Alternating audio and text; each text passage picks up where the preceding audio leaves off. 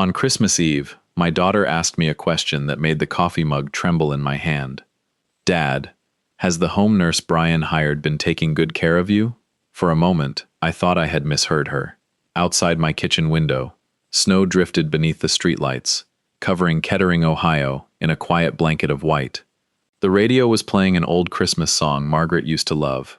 A ham was warming in the oven, and 4 places were set at the dining room table. Everything felt peaceful, until Laura added 6 words that changed the entire night. He's paying her $6,500 a month. I slowly lowered myself into the kitchen chair. Laura, I said, what nurse? The line went silent. My daughter was calling from Cincinnati. She had planned to drive home that afternoon, but the snowstorm had shut down part of the highway. I could hear the television playing softly in the background of her apartment. The nurse Vanessa arranged, she said carefully. Melissa, Brian told me she visits you 3 times a week. I stared at the blood pressure monitor sitting beside the toaster. I had bought it myself at the pharmacy. No nurse had ever used it. Sweetheart, I said, nobody named Melissa has ever been inside this house. Another silence. This one felt heavier. I was 73 years old. My knees were not what they used to be, and the arthritis in my hands made cold mornings difficult. The previous winter, I had slipped on the front steps and bruised my hip badly enough to spend a night at the hospital, but I still drove. I still cooked, I still managed my own medication, and kept every appointment written in the same leather planner I had used for years. I had spent 26 years in Army logistics. I might forget why I walked into a room now and then, but I did not forget people entering my home 3 times a week. Dad, Laura whispered, Brian thinks you've had full-time support for almost 2 years. Before I could answer, headlights swept across the front windows. A dark SUV turned into my driveway. My son had arrived. Laura, I have to go, I said.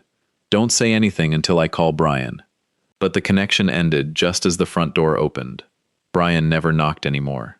He stepped inside carrying 2 wrapped gifts, followed by his sons, Mason and Caleb, who rushed toward me with the kind of excitement only children still have at Christmas. Then Vanessa entered. She carried a large food basket tied with a red ribbon. Her coat was expensive, her hair perfectly arranged despite the snow, and her smile looked warm enough to fool anyone who did not know her well. Merry Christmas, Harold, she said. She leaned forward and lightly touched my arm. How has your blood pressure been? The question sounded caring, almost rehearsed. Brian smiled as he removed his coat. See, Dad? Vanessa worries about you more than you realize. I looked at her. She held my gaze for half a second too long. Then she turned toward the kitchen. The faucet is still leaking, she said. And this floor is becoming a safety hazard. I'm replacing the washer after Christmas. You've been saying that for months. She placed the basket on the counter and glanced around the room with quiet disapproval. Brian, we really should start discussing assisted living. There's a beautiful facility outside Columbus. Private rooms, medical staff, transportation, everything your father needs. This is my home, I said. Vanessa gave me a patient smile, the kind people use when they believe an older man should not be making his own decisions. We only want what's best for you. Behind her, Brian nodded. She's right, Dad. Vanessa has already done so much to make sure you're taken care of. There it was again, taken care of. I looked at my son, then at his wife. The leaking faucet dripped steadily into the sink. Once, twice, 3 times. Vanessa had been telling my family that I had a nurse, that someone checked my medication, drove me to appointments, and watched over me 3 days every week. None of it was true. But someone had been collecting the money. And as Vanessa stood in my kitchen asking about my blood pressure, I realized something that made the room feel suddenly cold. She was not worried that I needed help. She was worried that I had finally discovered the help never existed. Dinner should have felt warm. The boys were laughing over mashed potatoes. Christmas music played softly from the living room, and snow continued falling beyond the windows. But all I could think about was the nurse who had never stepped inside my house. Vanessa sat across from me, cutting her ham into small, careful pieces. Every few minutes, she glanced in my direction, then quickly looked away. She knew something had changed. I waited until Mason and Caleb finished eating. Brian helped them carry their plates into the kitchen, and Vanessa followed, insisting they wash their hands before opening presents. When Brian returned alone, I nodded toward the empty chair beside me. Sit down, son. He looked at my face and immediately stopped smiling. What is it? I lowered my voice. Tell me about the nurse. His expression tightened. Melissa? So that's her name. Brian slowly sat down. Dad, what's going on? Laura asked me about her this afternoon. She said you've been paying $6,500 a month for someone to come here. Brian stared at me. Melissa comes 3 times a week. No, she doesn't. He gave a nervous laugh, as though he thought I was making some kind of joke. Dad, Vanessa arranged everything through Heartland Senior Home Care. Melissa checks your blood pressure, sorts your medication, and drives you to appointments when you need it. I held his gaze. Brian, no woman named Melissa has ever been inside this house. The color faded from his face. That's impossible. It's the truth. He pulled out his phone and began scrolling. I've seen the reports. Vanessa sends them to me every week. There are notes about your blood pressure, your arthritis, even the fall you had last winter. That fall happened before this nurse supposedly started coming. Brian looked up. For the first time, I saw doubt replace confusion. He turned the phone toward me. On the screen was a message supposedly written by Melissa. Harold was tired today, but in good spirits. Blood pressure slightly elevated. Medication organized for the week. The words sounded professional. Too professional. They also sounded like they had been written by someone who knew just enough about my life to make a lie believable. I never received that visit, I said. Brian rubbed his forehead. I travel constantly, Dad. Sometimes I'm gone 3 weeks at a time. Vanessa said you didn't want me calling about the care because it made you feel helpless. I felt a sharp pain then. Not in my chest, somewhere deeper. After Margaret died, I had pushed both of my children away more than I should have. I told them I could manage. I declined invitations. I refused money. Part of it was pride. Part of it was grief. Vanessa had taken that distance and turned it into a hiding place. She told me you were embarrassed, Brian continued. She said you didn't want me speaking directly to Melissa because you thought I was checking up on you. And you believed her. He looked down. Yes. I stood and walked to the small desk near the living room window. In the top drawer was my leather planner. Margaret gave it to me during our last Christmas together. I brought it back to the table and opened it. I write down every appointment, every visitor, every bill, and every repair. I flipped through the pages. January. No Melissa. Another page. February. No Melissa. I kept going. Doctor appointments. Grocery trips. Church lunches. Calls from Laura. A visit from Mrs. Brooks when my heater stopped working. Not one nurse. Not one home care visit. Not one mention of Heartland. Vanessa stepped back into the dining room carrying her wine glass. What are you two doing? Brian looked up at her. Dad says Melissa has never been here. Vanessa did not answer immediately. She took one slow sip, then she smiled. Harold, you're probably forgetting. Melissa comes on Tuesdays, Thursdays, and Saturdays. I closed the planner. I know who enters my home. Her smile weakened. You've been under stress. Memory problems are common at your age. My memory is not the problem. Maybe we should discuss this after Christmas, she said. Everyone is tired, and I don't want the boys hearing an argument. Brian stood. Call Melissa. Vanessa blinked. What? Call her now. The agency office is closed. You have her messages. You have her reports. Call her personal number. Vanessa tightened her grip on the wine glass. This is ridiculous. Then prove it. For several seconds, nobody moved. The only sound was the clock above the fireplace. Then the glass slipped from Vanessa's hand. It struck the hardwood floor and shattered. She stared at the pieces, breathing quickly. Without saying another word, she walked into the kitchen, grabbed her purse and the silver laptop she had brought with her, then headed for the front door. Vanessa, Brian called. Where are you going? She pulled on her coat. I'm not staying here to be interrogated.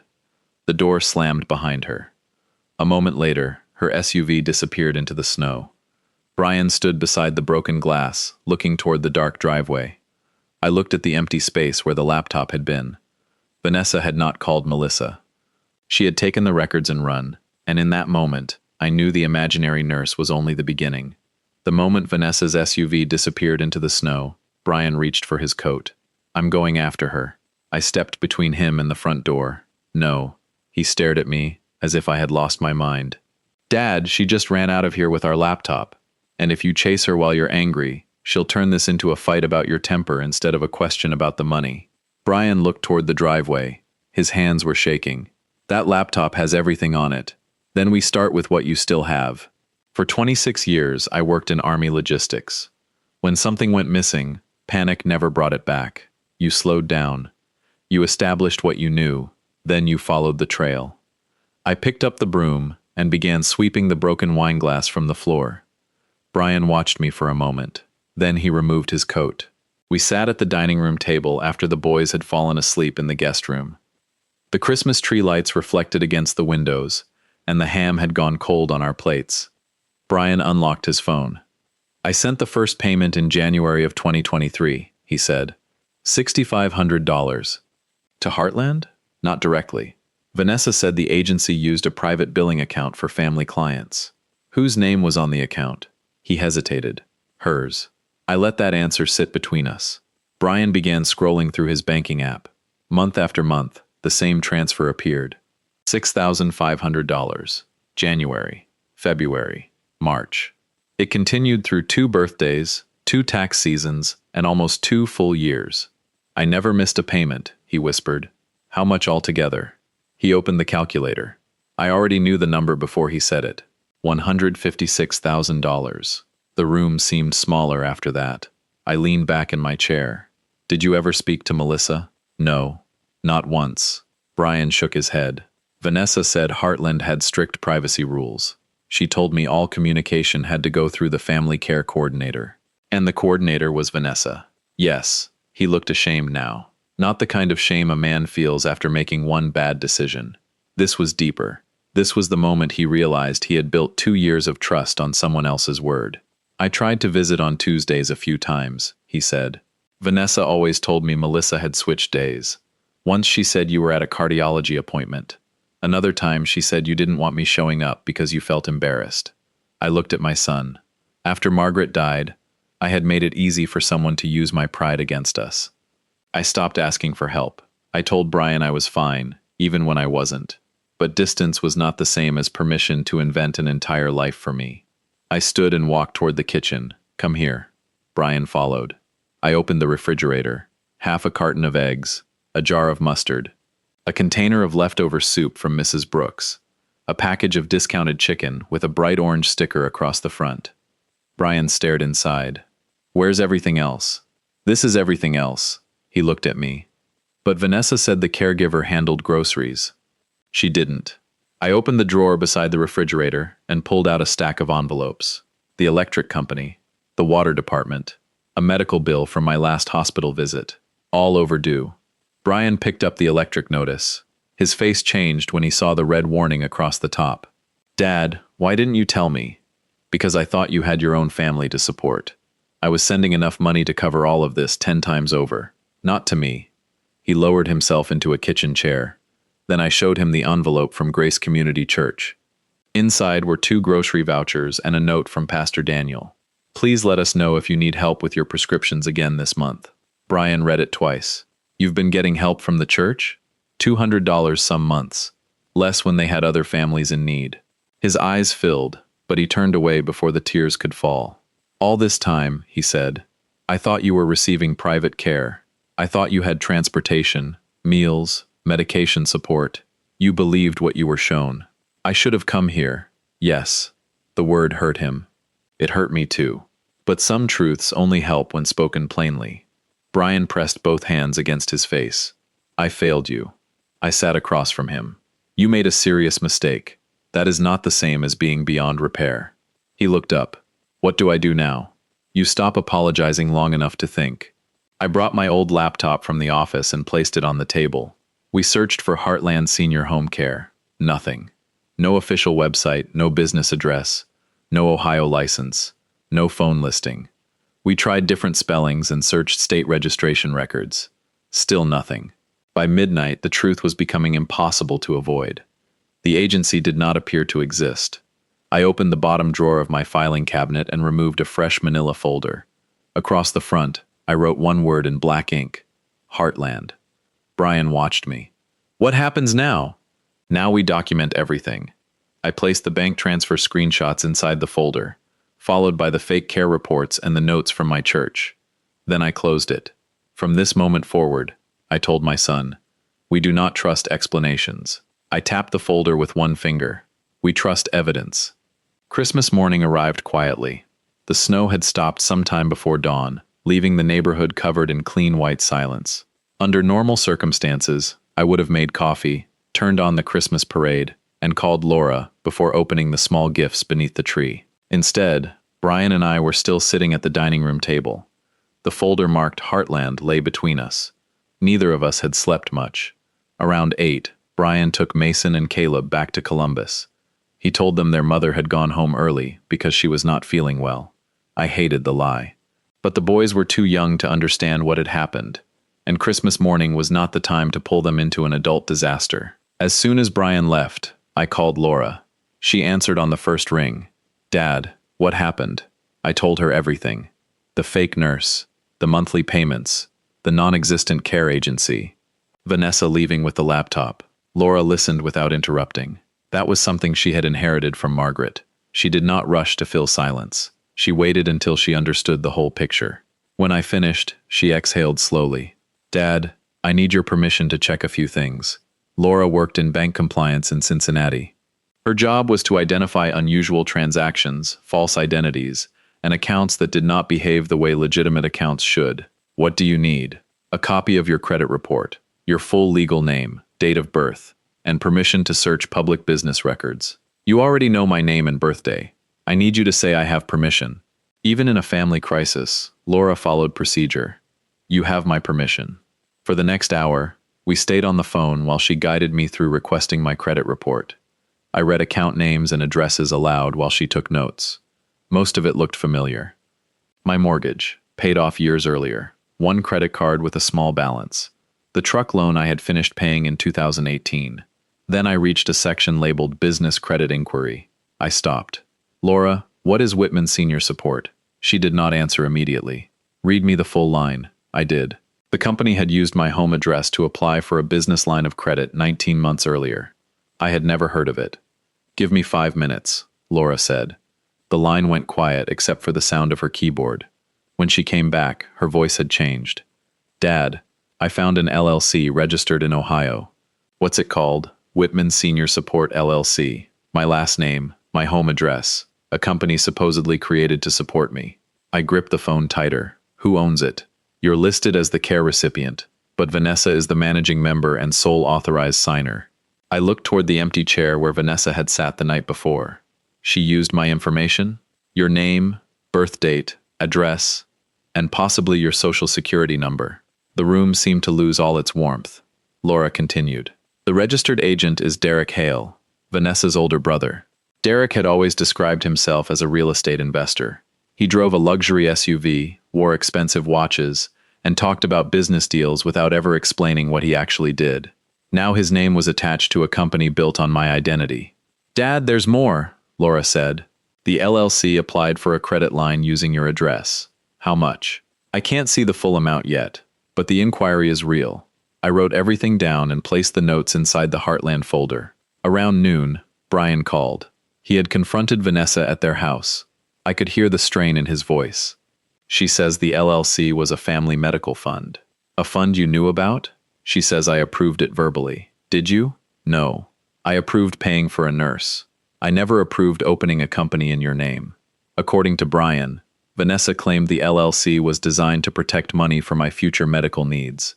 She said Heartland was simply the service provider and that the company helped organize payments for tax purposes. It sounded polished, almost reasonable. That was what made it dangerous. Good lies are rarely built from nothing. They are built around a small piece of truth. I was getting older. I did have health problems. Brian had agreed to pay for care. Vanessa had taken those facts and constructed an entire financial system behind our backs. "Ask her to show you the account," I said. I did. "And?" "She says I'm being aggressive." "Ask again." I heard Brian walk through his house. Then his voice dropped. "Dad, the password changed." "What password?" "The bank account, the shared cloud storage, even our home computer." A door slammed somewhere behind him. Then Vanessa's voice rose in the distance. Brian returned to the phone several minutes later. "She's taking the boys to Derek's. Do not block her car. Do not touch her. Record the time and write down exactly what she said." She also moved money from our joint savings. How much? I don't know yet. A cold certainty settled over me. This was no longer a misunderstanding. Vanessa was locking doors, moving money, and taking the children before Brian could see what she had done. Check the cloud account, I said. I'm trying. There was a long pause. Then Brian whispered, files are disappearing. I opened the Heartland folder and added a new page. At the top, I wrote, Whitman Senior Support LLC. Below it, I wrote Vanessa's name, then Derek's. For 2 years, they had relied on distance, trust, and silence. Now they knew we were looking. And somewhere between Kettering and Columbus, the evidence was being erased. By the time Brian called me the next morning, most of the files were gone. Vanessa had deleted years of emails, invoices, bank records, and messages from their shared cloud account. She had also changed the recovery phone number, which meant Brian could no longer reset the password without her approval. Still, he had managed to save a few things. Not much. A handful of invoices, 3 screenshots, and several incomplete messages between Vanessa and her brother Derek. Brian drove down from Columbus just after noon. He looked like he had aged 5 years overnight. His coat was unbuttoned, his eyes were red, and he carried a small flash drive in one hand like it was the last solid thing he had left. We sat at my kitchen table and opened the files on my laptop. The first invoice looked official. Heartland Senior Home Care. My name, my address, dates of service. Even a professional-looking logo in the top corner. But the phone number was disconnected, and the address belonged to an empty office suite outside Columbus. The second file was a screenshot of a conversation between Vanessa and Derek. Most of it had been cut off, but one line was still visible. Make sure the old man's company name is gone, before Brian starts asking questions. I read it twice. The old man, Brian said quietly. I did not answer. I had been called worse things in the army. That was not what bothered me. What bothered me was the phrase, his company. They had used my name so casually that it sounded like I had agreed to everything. Another message showed Derek asking whether Brian had access to the account. Vanessa replied with only 3 words. Not anymore. Relax. Brian pushed away from the table. That proves it. No, I said. He looked at me sharply. Dad, she deleted the files. She moved the money. She told Derek to hide the company. It proves she was hiding something. It does not yet prove what happened to every dollar. Brian stared at me. I understood his frustration, but anger does not turn suspicion into evidence. Later that afternoon, we drove to Dayton to meet Martin Cole. Martin was 62, with silver hair, tired eyes, and the kind of calm voice that made people stop talking long enough to hear the truth. He had spent years as a prosecutor before moving into private practice, where he handled financial fraud and elder exploitation cases. His office was modest, 2 bookshelves, a scratched wooden desk, stacks of files arranged with military precision. I liked him immediately. We laid everything out in front of him. The bank transfers, the fake invoices, the LLC registration, the deleted messages, the credit inquiry in my name. Martin studied each page without interrupting. When he finished, he leaned back in his chair. You have a serious problem, he said. Brian frowned. We know. No, I mean legally. Martin tapped the invoice. This looks fraudulent. The company may be a shell. Vanessa's behavior is suspicious. But suspicion is not the same as proof. She stole $156,000, Brian said. You believe she did. I sent the money for my father's care. Can you prove that was the specific purpose of every transfer? Brian hesitated. Martin continued. Did you write home care in the payment notes? Do you have an agreement stating the money could only be used for Harold? Do you have messages where Vanessa admits the payments were for a nurse? We have invoices, possibly fake invoices. That helps, but we still need to connect Vanessa directly to creating them and redirecting the funds. The room went quiet. Martin folded his hands. A luxurious lifestyle is not illegal. Having a questionable company is not enough by itself. We need bank records, original files, account ownership, and proof that she knowingly used money intended for Harold. For the first time, I felt the size of the fight ahead of us. We had found the lie, but we had not yet proven the theft. 2 days later, a certified letter arrived at my house. Vanessa's attorney had sent me a cease and desist notice. It accused me of spreading false claims, harassing Vanessa, and damaging her reputation. At the bottom, in bold letters, It warned that further accusations could result in legal action. I read the letter at my kitchen table. Then I placed it in the Heartland folder. The following morning, Brian called. His voice was unsteady. She filed for divorce. I closed my eyes. "There's more," he said. She requested an emergency custody order. According to Vanessa, Brian had become emotionally unstable, aggressive, and obsessed with a financial conspiracy created by his confused father. She claimed the boys were no longer safe around him. At the temporary hearing, the judge did not remove Brian from their lives. But until the court could review the situation, he was limited to daytime visits. He could not take Mason or Caleb outside Columbus without permission. When Brian returned from court, he came straight to my house. "I lost them," he said. "No," I told him. "You lost time. That is not the same thing." But when I looked at the nearly empty folder on the table, I felt something I had not allowed myself to feel before. Fear. Vanessa was moving faster than we were. She had the children. She had the original records. And she was already building a story in which Brian was unstable and I was a confused old man.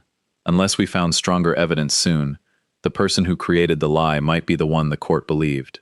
3 days after the custody hearing, Vanessa called my landline. I almost let it ring. Only a handful of people still used that number, and Vanessa had never called me directly unless Brian was standing beside her. But something told me to answer. Before picking up, I placed my cell phone on the kitchen table and started recording. "Hello? Harold." Her voice was calm. Too calm. "I think we need to clear up this misunderstanding before Brian destroys his family." I leaned back in my chair. "You mean the misunderstanding involving a nurse who never existed?" There was a brief pause. Then Vanessa sighed, as though I were a difficult child testing her patience. "Melissa existed. You simply don't remember her visits." I looked at the planner lying beside me. 2 years of appointments, grocery trips, church meetings, utility payments, and every person who had entered my home. No Melissa. "Then give me her full name," I said. "Give me her license number. Give me one phone number that works." "That information is private. You told Brian she entered my home 3 times a week. I was trying to protect your dignity." "My dignity didn't receive $156,000. Her tone sharpened. "That money paid for your care." "Which care?" "Melissa monitored your health.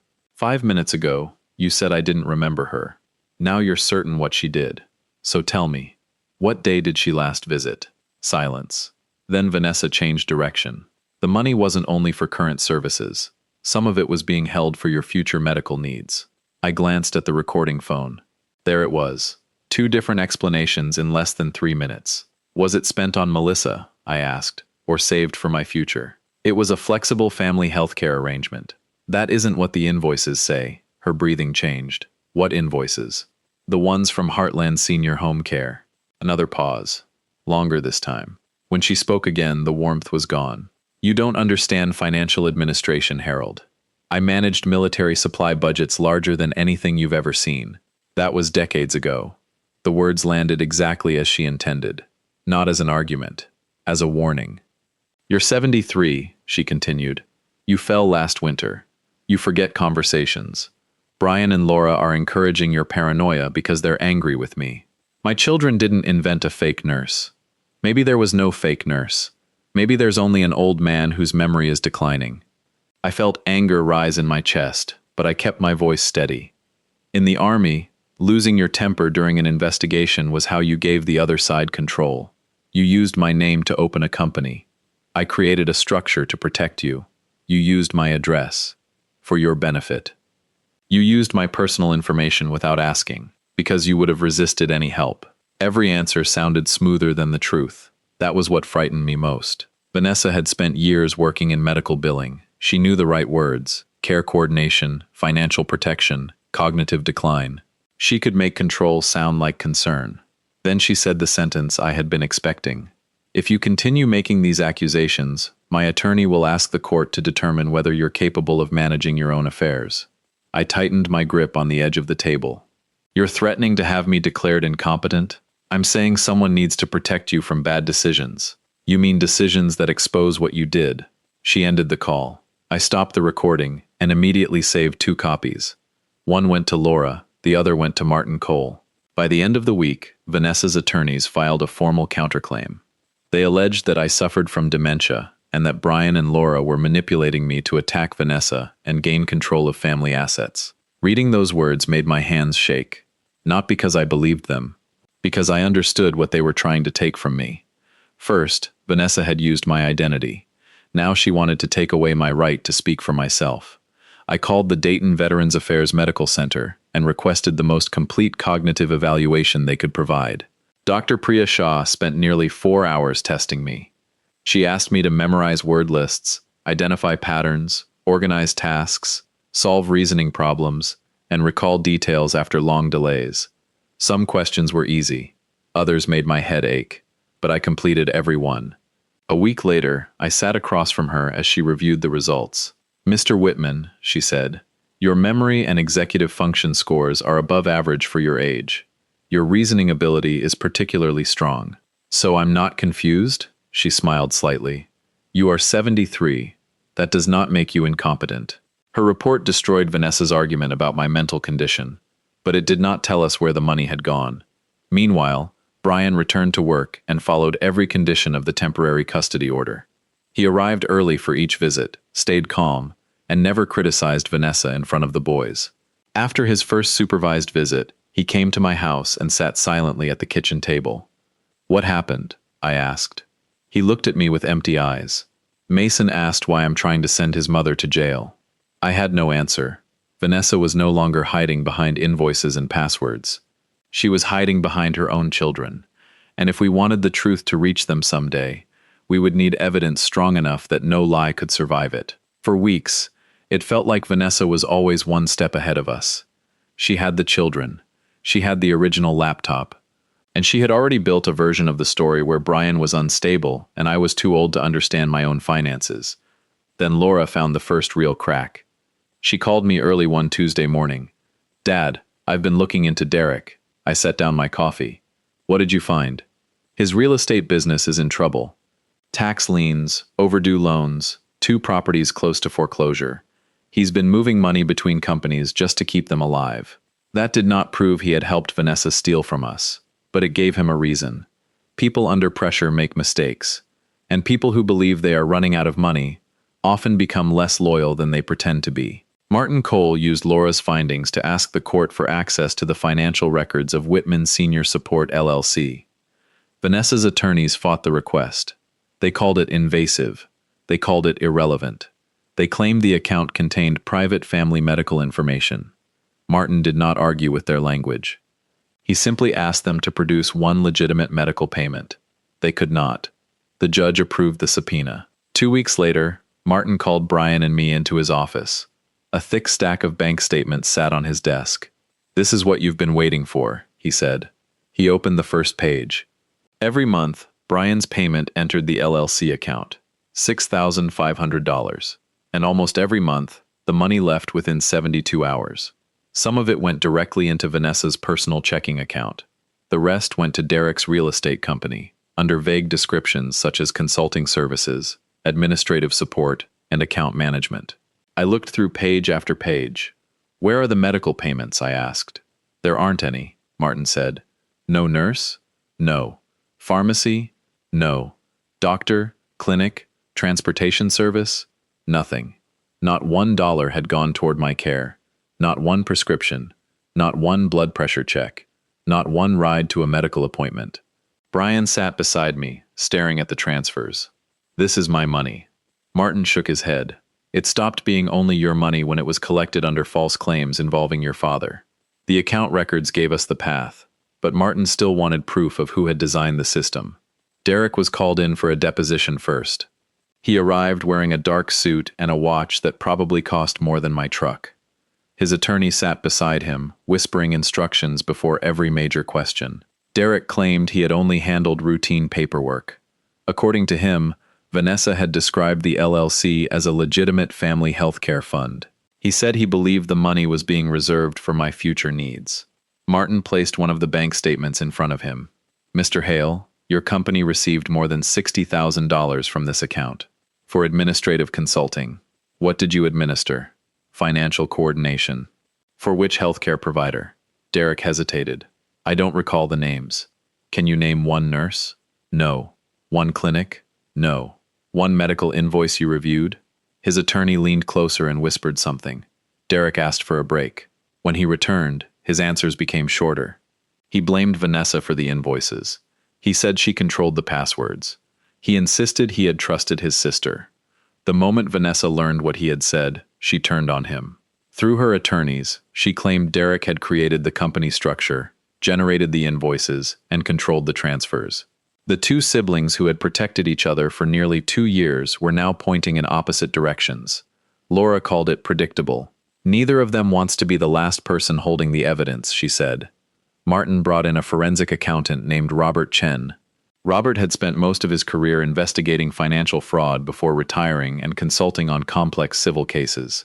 He spoke quietly, rarely smiled, and treated every digital file like a witness that could not lie. For days, he examined recovered emails, account records, file timestamps, and fragments from Brian's cloud storage. Then he found something Vanessa had missed. One invoice had not been fully deleted.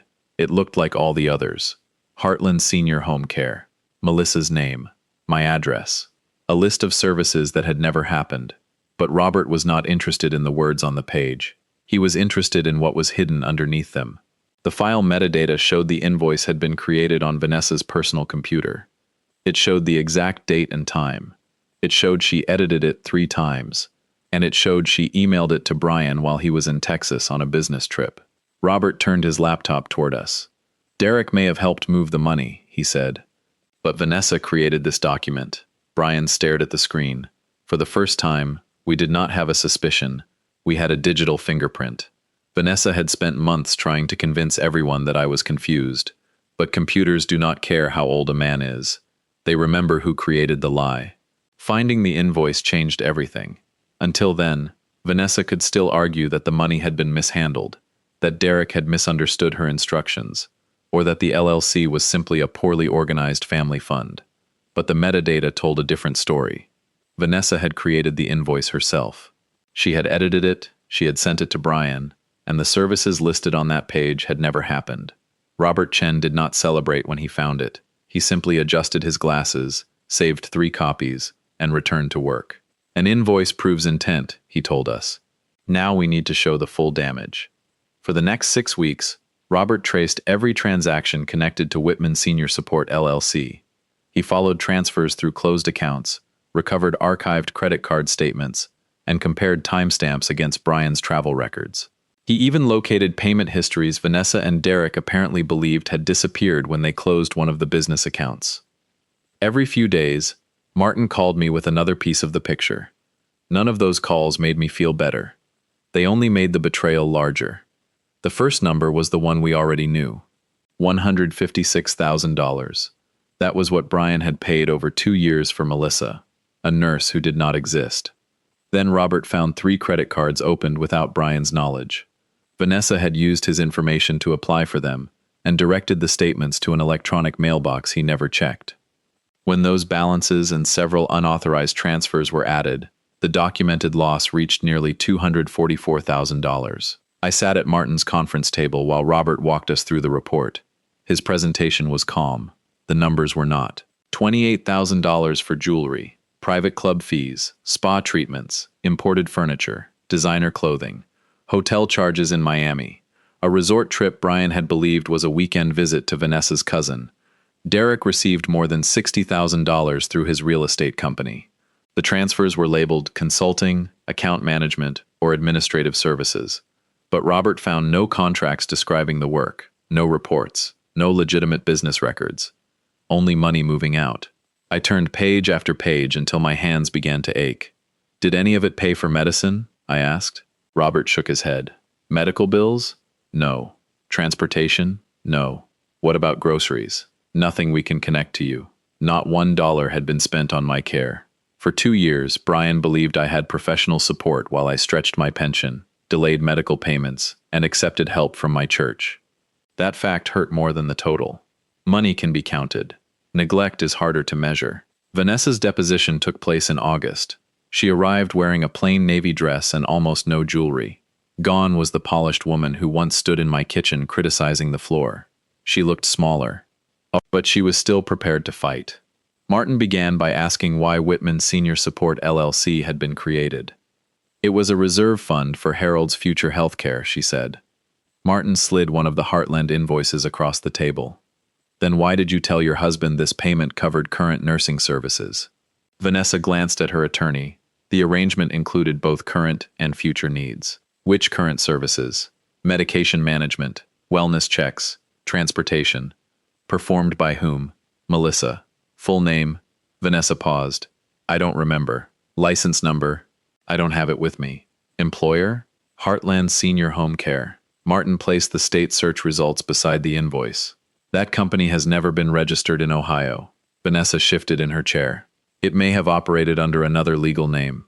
Which name? I would need to review my records. Martin opened the metadata report. You created this invoice on your personal computer. You edited it 3 times and emailed it to Brian while he was in Texas. Were you employed by Heartland? No. Were you Melissa? Of course not. Then why were you creating her invoices? Vanessa's attorney objected. Martin waited. The question remained unanswered. He moved to the bank records. Why did money supposedly reserved for Harold's healthcare pay for a private club membership? That may have come from a different account. It came directly from the LLC. A bookkeeping mistake. And the jewelry? Another error? The spa charges? I managed several accounts. The payments to Derek? He provided consulting. What services? Vanessa looked toward her brother's earlier testimony. The room went still. Administrative support, she said. Martin placed Derek's statement in front of her. Your brother testified that you controlled the invoices and transfers. Her face hardened. Derek is lying to protect himself. By then, the alliance between them was gone. Each answer pushed responsibility toward the other. Each contradiction weakened the story they had spent 2 years building. At the same time, Brian was meeting with the court-appointed custody evaluator. He followed every instruction. He arrived early. He never criticized Vanessa in front of Mason or Caleb. He kept records of missed calls, canceled visits, and messages in which Vanessa tried to change the schedule at the last minute. Then the evaluator learned that Vanessa had been telling Mason his father wanted to destroy the family and send his mother away. Brian called me after the interview. I wanted to defend myself, he said, but I just told Mason that both of his parents loved him and that none of this was his fault. That was the right answer. It didn't feel like enough. The right thing rarely feels dramatic, son. It just holds up over time. By the end of summer, the case had finally begun to turn. Brian had shown the court that he could remain steady under pressure. Robert had traced the money. Martin had exposed the contradictions. And I had something Vanessa had spent months insisting did not exist. Proof. She had tried to turn me into a confused old man. Instead, every document made her story harder to remember. The trial began on a gray Monday morning in November. Nearly 11 months had passed since Laura asked me about a nurse who never existed. 11 months of bank records, medical tests, depositions, canceled visits with the boys, and nights when I wondered whether the truth would ever be enough. As I walked into the Columbus courthouse, I carried the same leather planner I had shown Brian on Christmas Eve. I did not need it as evidence anymore. I brought it to remind myself how this had started. Martin Cole met us outside the courtroom. Today, don't watch Vanessa, he told me. Watch the documents. People can perform, records don't. Vanessa sat across the aisle with her attorneys. She wore a dark suit, simple earrings, and the same controlled expression she had used during her deposition. Derek sat several seats behind her, avoiding her eyes. They had once protected each other. Now they looked like strangers waiting to see who would fall first. Robert Chen testified before lunch. He stood beside a large display showing the money trail. The first line began with Brian's checking account. Every month, $6,500 left that account. From there, it entered Whitman Senior Support LLC. Then, within 72 hours, it moved again. Some went to Vanessa's personal accounts. Some went to Derek's real estate company. Other payments covered credit cards, luxury purchases, and private club expenses. Robert explained each transaction in a calm, almost gentle voice. There was no anger in his testimony. That made it more powerful. He was not asking the judge to trust his opinion. He was showing where every dollar went. Martin asked him one final question. Mr. Chen, how much of this money was spent on Harold Whitman's care? Robert looked directly at the judge. None that I could document. Not $1. I had known the answer for months. Hearing it spoken in court still felt like being struck. Dr. Priya Shah testified next. Vanessa's attorneys had claimed I was confused, forgetful, and unable to understand my finances. Dr. Shah explained my test results, my memory scores, and my reasoning ability. Mr. Whitman is fully capable of managing his personal, medical, and financial affairs, she said. One of Vanessa's attorneys asked whether people my age sometimes forgot conversations. Dr. Shah remained calm. People of every age forget conversations. That does not explain fabricated invoices, non-existent caregivers, or unauthorized business filings. For the first time that morning, Vanessa looked down. Then Pastor Daniel from Grace Community Church took the stand. He confirmed that the church had helped me pay for prescriptions and groceries during the same period Vanessa claimed I was receiving premium home care. Martin showed him one of the monthly invoices. According to this document, Mr. Whitman received $6,500 in services that month. Pastor Daniel studied it. That month, he asked us for help paying for blood pressure medication. The courtroom became completely still. Brian testified that afternoon. Watching my son walk to the witness stand was harder than watching Vanessa. Martin asked why he had trusted her. Brian swallowed. Because she was my wife. Why didn't you verify the nurse's visits? I traveled too much. My father always said he didn't need help. Vanessa told me he was embarrassed and wanted privacy. Do you believe that excuse is what happened? Brian looked toward me. No. His voice shook.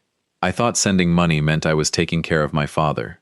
The truth is, I used money to replace showing up. I lowered my eyes. That admission hurt. But it was honest. For months, Brian had blamed Vanessa, his schedule, and the fake agency. Now he was finally accepting his own failure. Martin approached Vanessa's witness stand the next morning. He placed the Heartland invoice in front of her. You created this document, correct? I prepared it from information provided to me. Provided by whom? I don't remember. Melissa? Possibly. What was Melissa's last name? Vanessa hesitated. I would need to check the records. The records you deleted? Her attorney objected.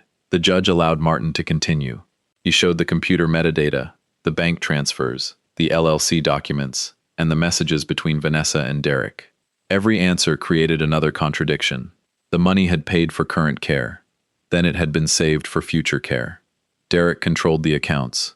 Then Vanessa controlled them. The invoices were legitimate. Then they were only estimates. Finally, the judge leaned forward. Mrs. Whitman, I have one question. Vanessa turned toward her. Can you produce a single document showing that even $1 from this account was used for Harold Whitman's medical care? Vanessa looked at her attorneys. Neither spoke. The silence stretched so long that I could hear the courtroom clock. Then she answered, No, Your Honor. 3 weeks later, the written judgment arrived.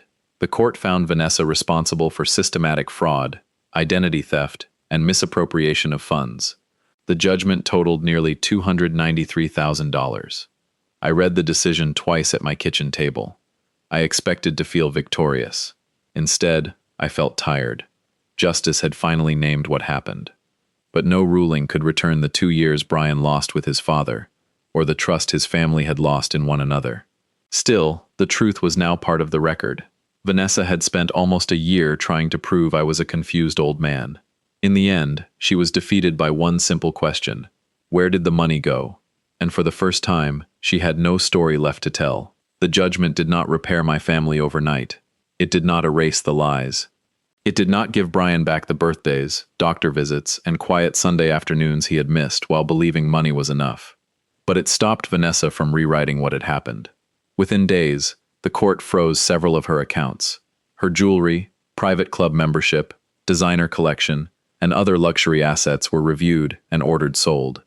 The money did not come back all at once. It arrived slowly, through transfers, settlements, and the liquidation of things she had once displayed as proof of success. I never saw it as a reward. It was money that should never have been taken in the first place. Derek cooperated with prosecutors before his case went any further. He returned the money his business had received and accepted probation.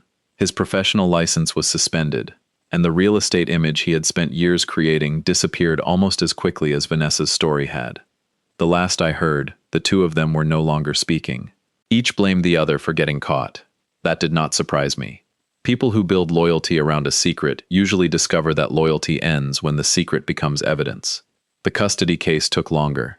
The evaluator reviewed messages, canceled visits, school records, and interviews with both parents. Her report confirmed that Vanessa had tried to make Mason and Caleb believe their father was responsible for destroying the family. Brian was awarded primary custody. Vanessa was not erased from the boys' lives. She was allowed supervised visits while the court evaluated whether she could rebuild a healthier relationship with them. I agreed with that decision. The boys needed protection. They did not need revenge. Brian moved into a smaller house near their school. It did not have a marble kitchen or imported furniture. The backyard fence needed paint, and one of the bathroom doors would not close properly. But the boys had their own rooms. Brian learned their morning routine. He packed lunches, attended parent conferences, and adjusted his work schedule so someone else could take the trips he once believed were too important to refuse. He still made mistakes. Real change is rarely clean. Sometimes he forgot a school form. Sometimes dinner was frozen pizza. Sometimes he called me after the boys were asleep and admitted he had no idea what he was doing. "You're there," I would tell him. "Start with that." Every Sunday evening he called me. At first, he asked about my blood pressure and whether I needed money. Eventually, we talked about ordinary things. Football, the weather, a loose cabinet door, a joke Mason told at breakfast. Those calls became more valuable to me than anything the court recovered. I used part of the money to pay my medical bills and repair the roof before winter. I replaced the front steps where I had fallen and installed a handrail I had been too stubborn to admit I needed. The refrigerator stayed full. The electricity stayed on. For the first time in years, I stopped calculating which bill could wait until the next pension check. But I did not keep most of the recovered money. With Martin's help, I created an irrevocable education trust for Mason and Caleb. It was written so carefully that Vanessa, her creditors, and anyone else looking for an easy account could never reach it. Brian argued with me. "Dad, that money is yours. Buy a new truck, travel, do something for yourself." "I am." He shook his head. "You're giving it away." "No," I told him. "I'm putting it where it was always supposed to go." The money had entered our family under the promise of care. Vanessa had turned that promise into a system of deception. I wanted the final chapter to be different.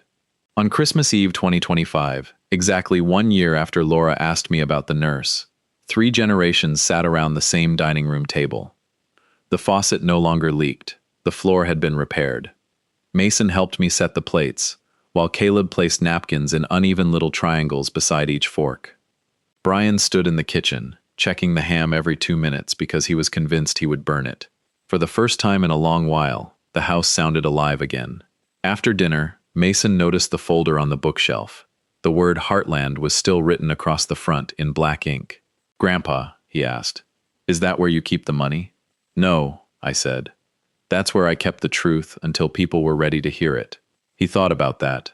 Then he asked why I had not used all the money to buy myself something big. I looked at Brian, then at Caleb, asleep against his father's shoulder. "Because justice is not just about making someone pay for what they did," I said. "It is about making sure the damage does not continue into the next generation." Mason nodded, though I was not sure he fully understood. Someday he would. That year taught me that love cannot be measured by invoices, transfers, or expensive promises. Care requires presence, trust requires attention, and forgiveness does not mean pretending nothing happened. Sometimes forgiveness means allowing people to rebuild, while making sure the same harm can never happen again. Vanessa took 2 years from us. I refused to let her take the future too. Outside, snow began falling over Kettering, soft and steady beneath the streetlights. Inside, my son sat with his boys. My home was warm. My family was imperfect. And for the first time since Margaret died, Christmas did not feel like something I was trying to survive. It felt like something we had earned.